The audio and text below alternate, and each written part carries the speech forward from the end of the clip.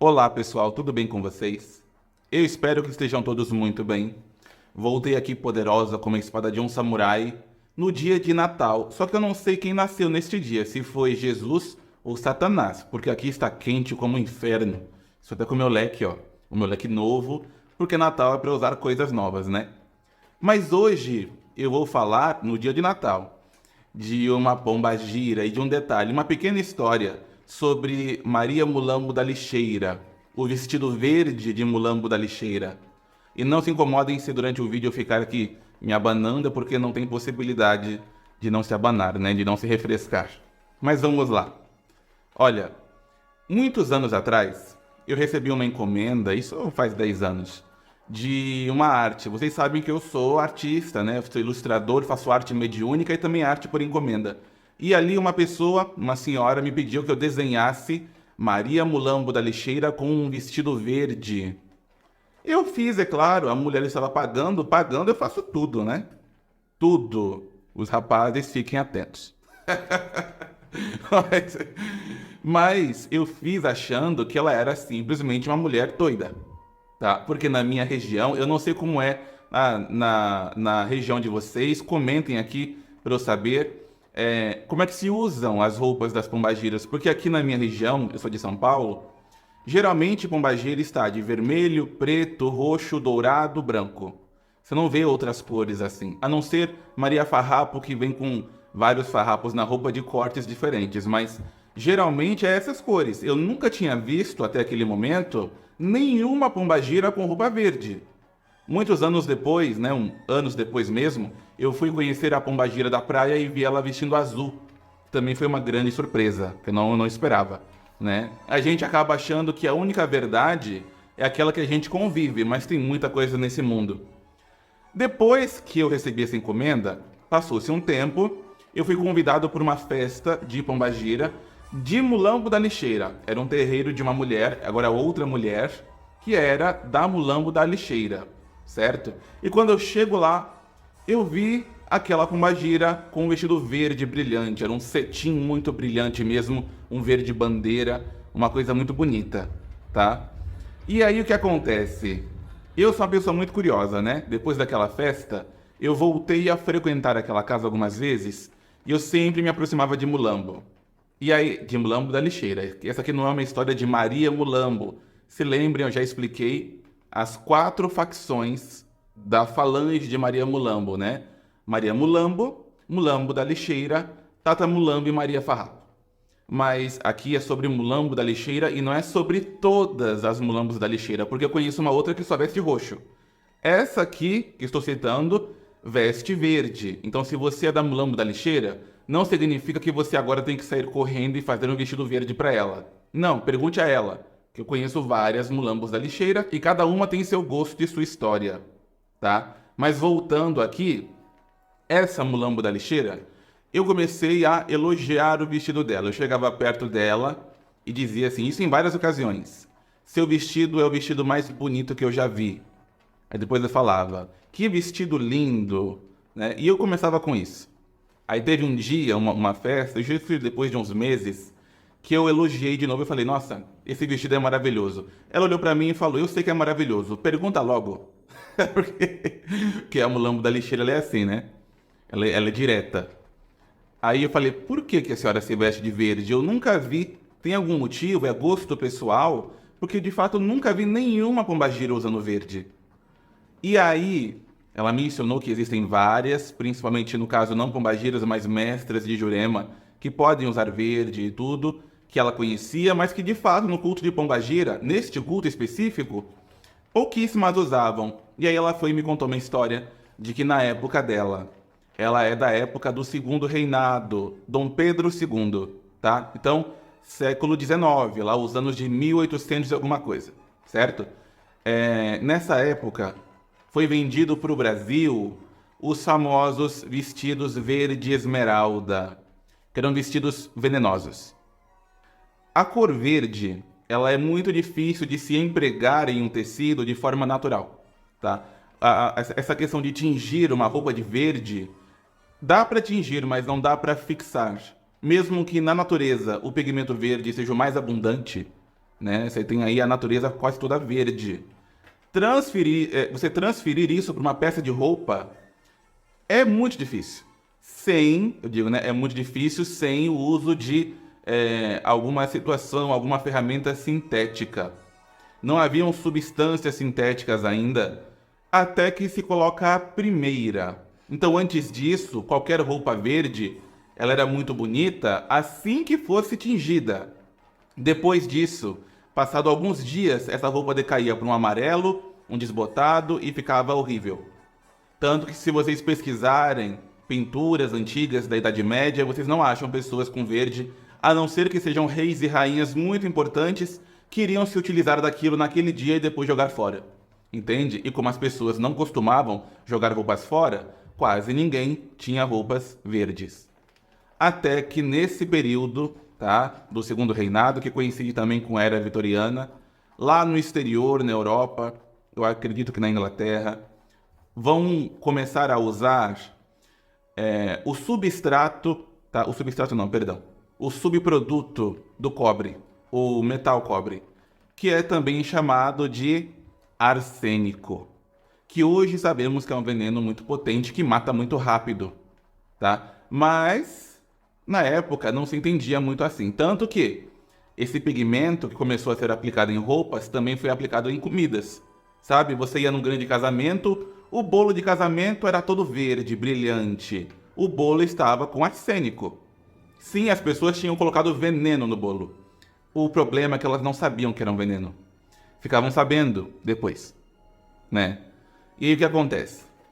Na questão da tecelagem, começou a se empregar esse verde brilhante. O arsênico, quando ele é aplicado em um vestido, ele dá um tom de verde que pode variar entre o verde esmeralda, que era inclusive o tom comercial. Se comercializava, né, com um tom verde esmeralda verdadeiro, porque ele era muito brilhante. Ele é lindo, lindo, lindo. Era um vestido que o tecido brilhava como se fosse a pintura de um carro. Já viram esses carros que tem uma pintura verde que no sol até brilha um pouco? Era desse jeito que era a roupa. E muitas mulheres foram comprando. Infelizmente, quem mais sofreu com isso eram as artesãs e funcionárias de tecelagens, que elas tingiam, né, esses tecidos e morriam aos montes, infelizmente. Muitas crianças também, porque nessa época o trabalho infantil era o principal na área de moda, né? Então, quem geralmente produzia os tecidos eram crianças, trabalho infantil severo, né? Então, ali houve uma questão de muitas pessoas sendo dizimadas por esse veneno, mas era uma época antiga e o povo, eles não acreditavam assim com muita facilidade. Como não haviam os laboratórios para provar as coisas, era muito difícil que o povo levasse em consideração. Então, lá na Europa, logo descobrem que esse tecido era venenoso e desenvolve até uma técnica, uma tática para você identificar se o tecido era venenoso ou não, e as pessoas param de usar. Depois, é claro, de muitas décadas e muitas mortes, né? As pessoas iam ali sendo envenenadas só de vestir a roupa, porque o arsênico ele entra pela pele, certo? E aí o que acontece? O Brasil, infelizmente, não era um país tão desenvolvido. Por quê? Tinha acabado de ter a sua independência, não é? O Segundo Reinado, Dom Pedro II, ele é filho do homem que declarou a independência. Então o Brasil era um país há algumas décadas, não tinha nem 100 anos, certo? Então aqui tudo era muito difícil, principalmente a informação e principalmente a identidade. Não existia ainda uma identidade brasileira. O que era ser brasileiro? Ninguém sabia. Aqui, por exemplo, no Rio de Janeiro, que foi a capital do Brasil, nesta época específica, se falava muito mais o francês que o português. Ué, mas o Brasil não era colônia de Portugal? Era assim, mas a França dominava a moda, tinha acabado de acontecer a Revolução e agora Napoleão no poder, então o Brasil copiava.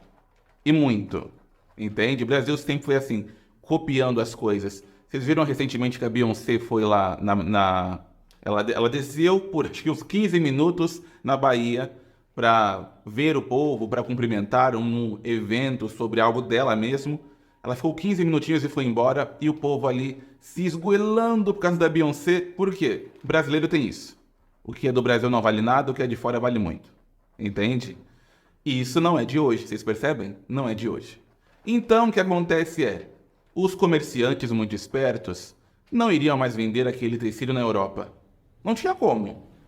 Para onde iriam vender as sobras daquele tecido? Para onde? Adivinha? Adivinha quem é que queria comprar? E vem para o Brasil.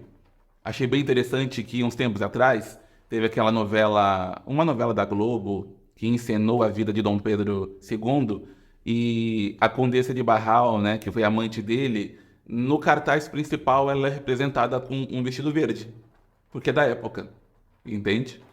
E onde é que isso chega em Mulambo? Mulambo da Lixeira. Mulambo da Lixeira, ela foi uma mulher negra, essa Mulambo da Lixeira, tá? Se eu não me engano, é Mulambo da Lixeira. E ela tem o segundo nome dela, que seria Mulambo da Lixeira das Sete Calungas. Mas eu não me recordo se é isso mesmo, talvez esteja errado, porque eu só chamava de Mulambo da Lixeira, era assim que ela se reconhecia. E aí o que é que ela vai dizer? Né? A Mulambo da Lixeira vai explicar que ela era uma mulher negra e que ela foi, vamos dizer que bonificada. Ela recebeu uma herança porque ela era uma mestiça. O pai dela era um homem branco e ele não era um homem português. Então aquela ênfase na escravidão africana era muito forte com quem? Com os portugueses, os franceses e os ingleses, os espanhóis também, certo? Fora desses grupos, essa noção de que o africano é escravo e o afrodescendente também é inferior não era tão difundida assim. E ela vai acabar ali sendo fruto de uma relação de um homem de outro país, ela vai mencionar um austríaco, com a mãe dela, que era uma escrava. E aí nasce ela. E este homem austríaco, ele de fato vai ver ela como uma mulher comum, é filha dele de forma normal, entende? Só que este homem morre, né, e acaba deixando ela com a herança e tudo, e ela aqui no Brasil é uma mulher de posses, mas ela não é aceita na sociedade. Ela tinha dinheiro, mas a cor da pele não a ajudava. Então, o que acontece com ela? Ela começa a se munir de artefatos para provar para as pessoas que ela era muito rica. E uma das primeiras coisas que ela vai comprar é o vestido verde esmeralda. E ela vai fazer uma coleção deles. E aí o que acontece é, tem toda a história da vida dela longa, onde ela é uma grande feiticeira, e ela vai adoecendo. E ela nunca se liga, ela não consegue entender o que é que está causando isso. Até que ela descobre que ela se utilizava há alguns anos de roupas envenenadas com arsênico. Ela não sabia, não tinha nem ideia. Vai saber depois, né? Ela sinta que leu num recorte antigamente tinha isso de vir da Europa alguns jornais bem atrasados, porque para vir de lá para cá eram 3 meses de navio, mas ela viu um recorte de jornal que dizia isso. E ali ela identifica, e aí ela pensa em parar de usar. Mas ela não quis parar de usar, não. Ela começou a fazer de outra forma. Ela forrou aqueles vestidos o máximo que pôde, para que ao usar tivesse pouquíssimo contato com a pele, ainda que tivesse um pouco. E ela começou a fazer as suas vinganças. Qualquer dia eu conto a história completa dela, de por que essas vinganças, mas basicamente ela foi roubada. Como ela era uma mulher negra, vieram parentes desse pai dela, da Europa, e queriam roubar o dinheiro dela, entendendo que a cor da pele dela aqui no Brasil tornava ela socialmente vulnerável. Então eles conseguiriam roubar o dinheiro dela e conseguiram. Ela fica um dia miserável, ela não tem nada. Um dia ela era riquíssima, outro dia não tinha nada. O que ela pôde levar foi os objetos pessoais, até a casa tiraram dela. Mas o guarda-roupa cheio de vestidos verdes, ela levou. E aí, usando a beleza que ela tinha, ela entra num processo de vingança. O arsênico dos vestidos, ele demorava muito tempo para penetrar na pele, então a pessoa iria morrer envenenada após usar por uma década aqueles vestidos. Mas o arsênico, se ele fosse diluído em água, ele virava novamente o veneno bruto. Então o que é que ela começa a fazer? Ela começa a seduzir seus antigos parentes. Porque eles tinham uma visão que ela, por ser uma mulher solteira e africana, né, ela era brasileira, mas de descendência africana, que ela era vulgar. E ela alimenta essa ideia. começa a ter relações com um por um, porque foram 4 desses homens, 4 primos dela, que vêm para o Brasil para tomar a riqueza dela. E o que ela faz é, sempre que vai estar com eles, usar o vestido. E de um modo muito interessante, molhar aquela peça de roupa. E ela fazia isso para parecer algo muito vulgar. Por exemplo, tinha um espartilho muito justo, mas o pano que cobria o busto era um pano muito fino. Então ela molhava para os seios aparecerem através do pano. Só que escorria água no restante do vestido, na saia, e a saia era verde. Então o veneno estava escorrendo ali. E ela fazia o quê? Ela se aproximava daqueles homens e beijava eles, e esfregava o tecido de sua roupa no rosto deles, na boca deles. Ela deixava com que um pedaço do vestido, por acidente, entrasse no vinho, entende? Que se bebia naquela época. Entrasse no conhaque. Se ela fosse tomar banho com eles, porque antigamente não se tinha essa questão de ter banho diário, como é hoje, mas existiam alguns ambientes com banheiras e piscinas em bordéis, né? Para as pessoas terem uma vida sexual mais divertida. Então, quando eles levavam ela lá, ela ia e entrava primeiramente nessa piscina totalmente vestida. Ia tirando a roupa lá dentro. E pensavam, nossa, como ela é sensual. Não, aquele homem estava numa poça de veneno e não sabia. A questão é, ela também. Ela estava na poça de veneno junto com ele. Então ela foi tentando amenizar ao máximo o seu envenenamento, usando inclusive de tratamentos enquanto fazia isso para retardar esse veneno. Mas no fim ela acaba de fato ceifando, né? Matando esses 4 homens e retomando o seu dinheiro. Ela retoma esse dinheiro, mas quando retoma, ela está definhando já. Não tem mais como. Então o que ela fez foi se vingar para ter de volta, mas ela sabia que não iria sobreviver a isso. Então Maria Mulambo morre, Maria Mulambo da Lixeira, morre e é enterrada em um vestido verde, o vestido de arsênico, o vestido venenoso. Então, se vocês verem uma Mulambo da Lixeira por aí com essa roupa verde, saibam, é veneno. E ela está ostentando ali a ferramenta que usou para cometer os crimes, ou, na visão dela, fazer justiça, certo? Eu espero que tenham gostado e logo mais eu volto com mais informações. Tem tantos detalhes das entidades, gente, tanta coisa, mas isso fica para outro dia. Feliz Natal!